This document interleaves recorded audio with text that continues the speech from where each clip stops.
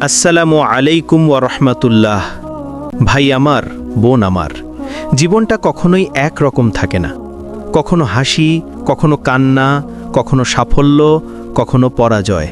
আমরা মানুষ, আমাদের দুর্বলতা আছে, আমাদের ভয় আছে, আমাদের আশা আছে।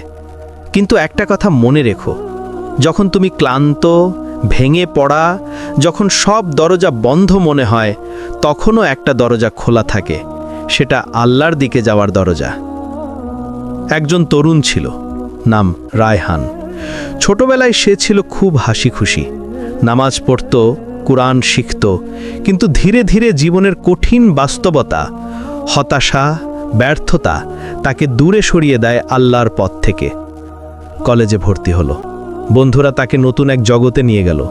রাত জেগে গান, সিনেমা, মজা সব কিছুতেই ছিল সে। কিন্তু একদিন হঠাৎ তার বাবা মারা গেলেন। যে মানুষটা ছিল তার জীবনের দিশারি, যে বলতো যে বাবা নামাজ পড়ো, আল্লাহ সব ঠিক করে দেবে, আজ সেই মানুষটা মাটির নিচে চলে গেছে।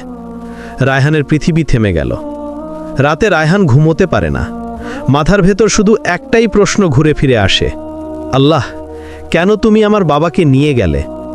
সে রাগ করে নামাজ পড়া বন্ধ করে দেয়, কুরআন দেখা বন্ধ করে দেয়, মসজিদে যাওয়া বন্ধ করে দেয়। তার জীবন একদম অন্ধকার হয়ে যায়। চাকরি হারায়, বন্ধুরা দূরে সরে যায়, ঘরে মা অসুস্থ হয়ে পড়েন। সব কিছু ভেঙে পড়তে থাকে একে একে। এক রাতে রায়হান ছাদের উপর বসে কাঁদছে। আকাশে চাঁদ উঠেছে, কিন্তু তার মনটা অন্ধকার। সে তাকিয়ে বলে, আল্লাহ, আমি পারছি না আর। তুমি যদি থাকো তাহলে আমার একটা চিহ্ন দাও, আমি সত্যিই ক্লান্ত। তারপর সে কেঁদে কেঁদে ঘুমিয়ে পড়ে।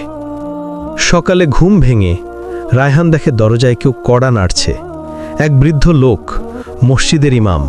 তিনি বলেন, বাবা, তোমার বাবা আমাকে বলতেন আমার ছেলে একদিন হারিয়ে যাবে, তখন তুমি ওকে ফিরিয়ে আনবে।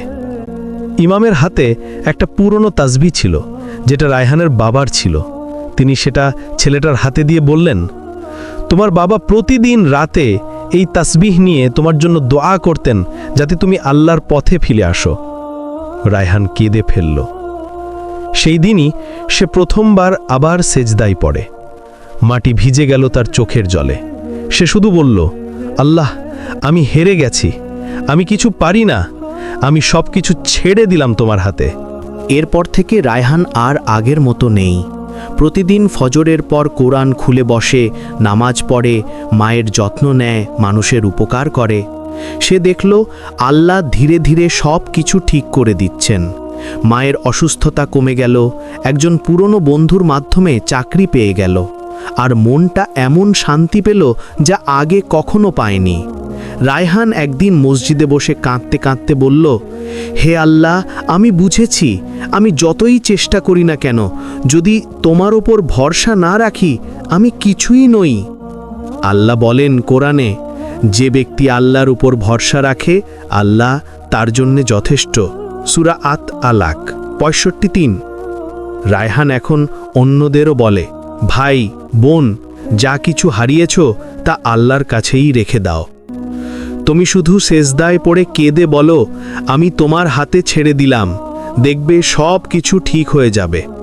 প্রিয় ভাই, প্রিয় বোন, তোমার জীবনে যত ঝড়ই আসুক না কেন, তুমি শুধু একবার সত্যি মন থেকে বলো, হে আল্লাহ, আমি সব কিছু ছেড়ে দিলাম তোমার হাতে। তুমি দেখবে সেই অন্ধকারের ভেতর থেকেই আলো আসবে। তুমি যেখানেই থাকো না কেন, আল্লাহ তোমার সঙ্গে আছেন। তুমি যত ভেঙে পড়ো না কেন, আল্লাহ তোমাকে আবার গড়ে তুলতে পারেন।